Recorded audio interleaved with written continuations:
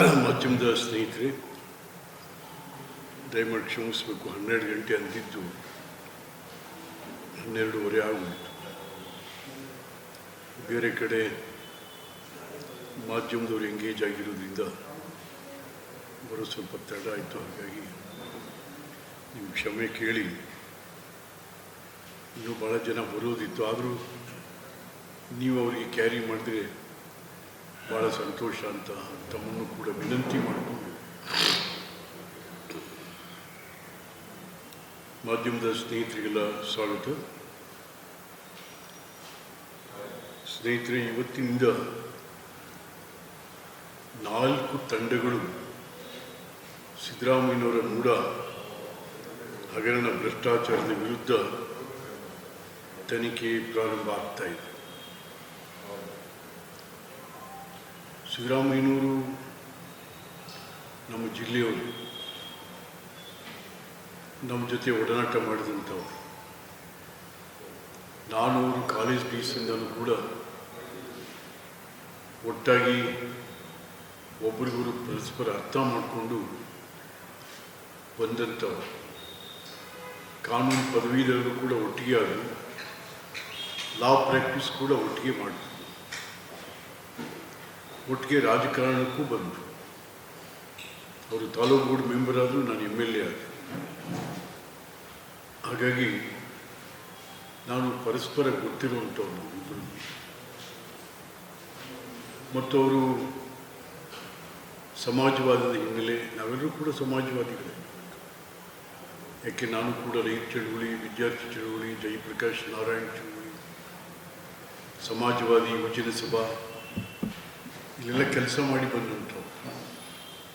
ಅದರಲ್ಲಿ ನಾವೆಲ್ಲ ವಿದ್ಯಾರ್ಥಿ ನಾಯಕರಾಗಿ ಬಂದಂಥವ್ರು. ಹಾಗಾಗಿ ಅಂಥ ಸಿದ್ದರಾಮಯ್ಯನಿಗೆ ಯಾಕೆ ಇಂಥ ದುಸ್ಥಿತಿ ಬಂತು ಅನ್ನೋದು ನಮ್ಮೆಲ್ಲರಿಗೂ ಬಹಳ ವಿಷಾದದ ಸಂಗತಿ. ಅದರಲ್ಲೂ ಹಿಂದುಳಿದ ಕುರುಬ ಸಮುದಾಯ, ನಾನೂರು ಕಾಳಿದಾಸ ವಿದ್ಯಾರ್ಥಿ ನಿಲಯದಲ್ಲಿ ಸಿಲ್ಕ್ ವಿಲೇಜ್ ಇರುತ್ತೆ. ಹಾಗೆ ಕಾಳಿದಾಸ ವಿದ್ಯಾರ್ಥಿ ಬಳಗ ಅಂತನ್ನು ಮಾಡಿ ಸಮಾಜದ ವಿದ್ಯಾರ್ಥಿಯನ್ನು ಒಂದುಗೂಡಿಸ್ತಾ ಇತ್ತು. ಹಲವಾರು ವಿಚಾರಗಳಲ್ಲಿ ಹಿಂದುಳಿದವರ ಪರವಾಗಿ, ಕುರುಬ ಸಮುದಾಯದ ಪರವಾಗಿ ಮತ್ತು ದೇವರಾಜರ ಪರವಾಗಿ ಕೆಲಸ ಮಾಡಿದಂಥವು. ಆದರೆ ಇವತ್ತು ಈ ಪರಿಸ್ಥಿತಿಯನ್ನು ನೋಡಿದ್ರೆ ಸಿದ್ದರಾಮಯ್ಯ ಯಾಕೆ ಹಿಂಗಾದರು, ನಮಗೆ ಒಂಥರ ಮನಸ್ಸಲ್ಲಿ ವೇದನೆ ಇತ್ತು. ಶೆಫರ್ಡ್ಸ್ ಇಂಡಿಯಾ ಇಂಟರ್ನ್ಯಾಷನಲ್, ಅದರಿಂದನೂ ಕೂಡ 2023ಯಲ್ಲಿ ಕಳೆದ ವರ್ಷ ಅಕ್ಟೋಬರ್ ತಿಂಗಳಲ್ಲಿ ಬೆಳಗಾವಿಯಲ್ಲಿ ದೊಡ್ಡ ಅಧಿವೇಶನ ಕರೆದು ನಾನೇ ಅದರ ಅಧ್ಯಕ್ಷ. ಸಿದ್ದರಾಮಯ್ಯನಿಗೆ ಒಂದು ರಾಷ್ಟ್ರೀಯ ಸನ್ಮಾನ ಕೂಡ ಮಾಡಿದ್ರು. ಅವತ್ತು ರಾಜ್ಯಪಾಲರುಗಳು, ಈ ದೇಶದ ಭಾಳಷ್ಟು ಜನ MP ಗಳು, ಕೇಂದ್ರ ಸಚಿವರುಗಳು, ಸಮಾಜದ ಹಿರಿಯ ಬಂದು ಇಡೀ ದೇಶದಾದ್ಯಂತ ಅವತ್ತು ಬಂದು ಅವರ ಸಮಕ್ಷಮದಲ್ಲಿ ಈ ಸಿದ್ದರಾಮಯ್ಯನವರಿಗೆ ನಾವು ರಾಷ್ಟ್ರೀಯ ಸನ್ಮಾನವನ್ನು ಕೂಡ ಮಾಡಿಕೊಟ್ಟು. ಹಾಗಾಗಿ ಇವತ್ತಿನ ಈ ಪರಿಸ್ಥಿತಿಯೆಲ್ಲ ನೋಡ್ತಾ ಹೋಗೋದು ಅಂತಂದರೆ ಮನಸ್ಸಿಗೆ ಭಾಳ ಒಂದು ರೀತಿ ವೇದನೆ ಆಗ್ತಾ ಇದೆ. ಹಾಗಾಗಿ ಸಿದ್ದರಾಮಯ್ಯನವರು ಮತ್ತು ಯೋಚನೆ ಮಾಡಬೇಕು. ಬಹುಶಃ ಜನತಾಂತ್ರಿಕ ವ್ಯವಸ್ಥೆಯಲ್ಲಿ ನಮ್ಮ ದೇಶದಲ್ಲಿ ಎರಡೇ ಪ್ರಬಲವಾದಂಥ ಜವಾಬ್ದಾರಿ ಇರ್ತಕ್ಕಂಥ ಸ್ಥಾನಗಳು. ಒಂದು PMO, prime minister of India, ಇನ್ನೊಂದು CMO, ಚೀಫ್ ಮಿನಿಸ್ಟರ್ ಆಫೀಸ್. ಇಂಥ ಬಹಳ ದೊಡ್ಡ ಅಧಿಕಾರದಲ್ಲಿ ತಮ್ಮನ್ನ ಈ ನಾಡಿನ ಜನರು, ಈ ಜಿಲ್ಲೆಯ ಜನರು, ಎಲ್ಲ ಜಾತಿ ಜನಾಂಗ ಧರ್ಮ ಭಾಷಿಕರು ನಿಮ್ಮನ್ನು ಆಶೀರ್ವಾದ ಮಾಡಿ ಬಂದರು. ಆದರೆ ಅವರಿಗೆಲ್ಲೂ ಅವರು ಆಶೀರ್ವಾದಕ್ಕೆ ನೀವೇ ಪೆಟ್ಟು ಕೊಟ್ಬಿಟ್ರ, ನೀವೇ ಅವರಿಗೆ ಅವಮಾನ ಮಾಡ್ತಾ ಇದ್ದೀರಾ ಅಂತ ಎಲ್ಲೋ ಅನ್ನಿಸ್ತಾ ಇದೆ. ಎಲ್ಲೋ ಅನ್ನಿಸ್ತಾ ಇದೆ. ಆದರೂ ಸಿದ್ದರಾಮಯ್ಯನವರೇ, ನಾನು ಪ್ರಥಮವಾಗಿ ನಿಮ್ಗೆ ಹೇಳಿದೆ, ಮಾಧ್ಯಮದ ಸ್ನೇಹಿತರೆಲ್ಲ ಇಲ್ಲೇ ಇದೆ, ಮೂಡ ಗೇಟಲ್ಲಿ ಕೂತ್ಕೊಂಡು ನಾವು ಪ್ರೆಸ್ ಮೀಟ್ ಮಾಡ್ತೀವಿ.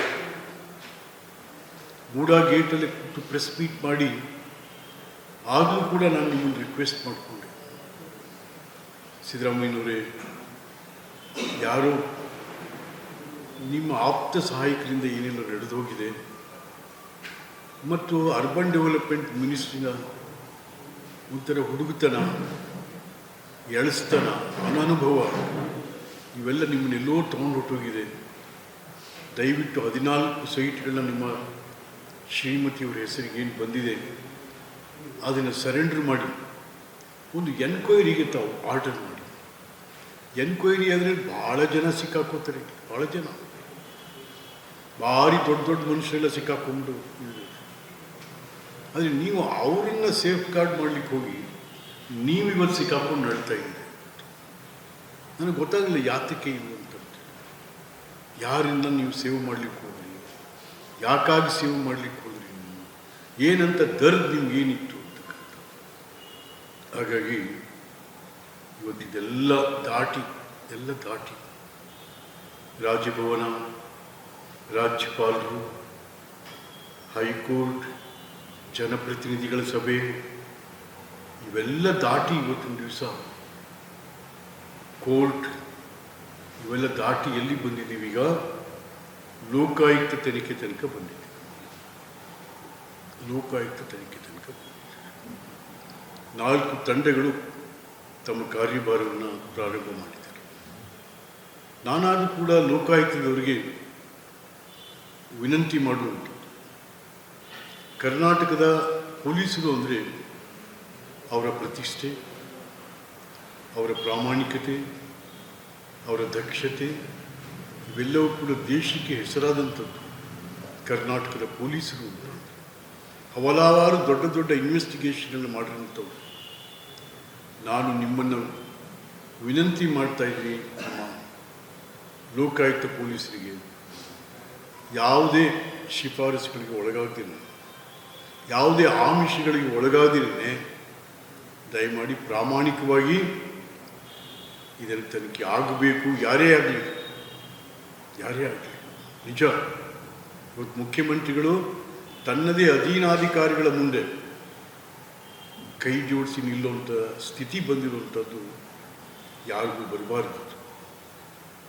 ನಾಡಿನ ಮುಖ್ಯಮಂತ್ರಿ, ನಾಡ ದೊರೆ ತನ್ನ ಅಧೀನಾಧಿಕಾರಿಗಳು ಪೊಲೀಸರ ಕೈ ಕೆಳಗೆ ಕೈಕಟ್ಟಿ ಕುಳಿತು ಇದನ್ನು ಫೇಸ್ ಮಾಡಬೇಕಾದಂಥ ಪರಿಸ್ಥಿತಿ ಬಂತಲ್ಲ, ಯಾರೂ ಕಾರಣರಲ್ಲ.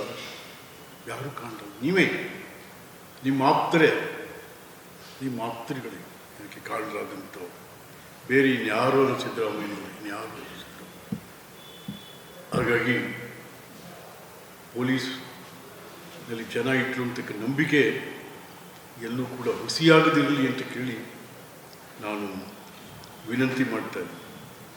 ಇಲ್ಲಿ ಈಗ SP ಇದ್ದಾರೆ, ಇಲ್ಲಿ ಇಸ್ ಗುಡ್ ಲೋಕಾಯುಕ್ತ, ಆದರೆ IG ಇದ್ದಾರೆ ಬಾಲಸುಬ್ರಹ್ಮಣ್ಯ ರಾವ್ ಅಂತೇಳಿ.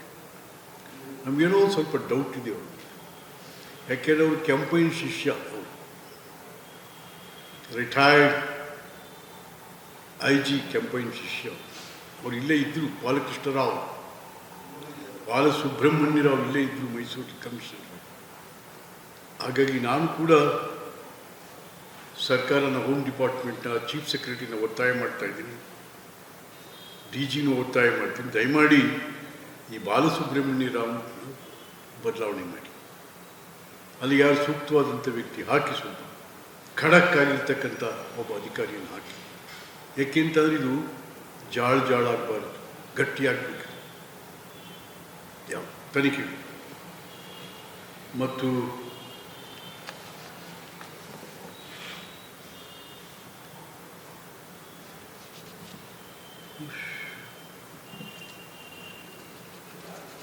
ಸಿದ್ದರಾಮಯ್ಯವರು ತಾವು ಲಾಯರ್ ಆಗಿ ಕೆಲಸ ಮಾಡಿರೋರು, ತಾವು ಹೇಳ್ತಾನೆ ಇರ್ತೀರ, ನಾವು ಲಾಯರ್ ಆಗಿದ್ದೇವೆ, ನಾನು ಲಾಯರ್ ಈಶ. ನೀವು ಲಾಯರಾಗಿ ಕೆಲಸ ಮಾಡಿದ್ದೀರಾ, ನಿಮ್ಮ ಜೊತೆ ನಾವು ಲಾಯರ್ಗಳಾಗಿ ಕೆಲಸ ಮಾಡಿದ್ದೀವಿ. ಬಟ್ ನನಗೆ ಅರ್ಥ ಆಗ್ತಾ ಇಲ್ಲ, ಇವತ್ತು ಇಡೀ ರಾಜ್ಯದಲ್ಲಿ, ದೇಶದಲ್ಲಿ ದಿ ಬೆಸ್ಟ್ ಜಡ್ಜ್ ಅಂತ ಹೆಸರು ತಗೊಂಡು ನಾಗಪ್ರಸನ್ನ, ನಮ್ಮ ಜಿಲ್ಲೆಯವರು, ಮೈಸೂರು ಜಿಲ್ಲೆಯವರು, ಎಂಥ ಜಡ್ಜ್ಮೆಂಟ್ ಕೊಟ್ಟಿದ್ದಾರೆ ಇದ್ರ ಬಗ್ಗೆ. ಹಾಗಾದರೆ ಅದರ ಮೇಲೆ ನಿಮಗೆ ನಂಬಿಕೆ ಇಲ್ವಾ? ಕೋರ್ಟ್ಗಳ ಮೇಲೆ, ನ್ಯಾಯಾಧೀಶರುಗಳ ಬಗ್ಗೆ ನೀವು ನಂಬಿಕೆ ಕಳ್ಕೊಂಬಿಟ್ಟಿದ್ದೀರ. ದೀಪ ಕೂಡ ಲಾಯರ್ ಆಗಿರೋರು ಹೇಳ್ತಾನೆ ಇರ್ತೀವಿ, ನಾನು ಲಾಯರ್ ಅಂತ.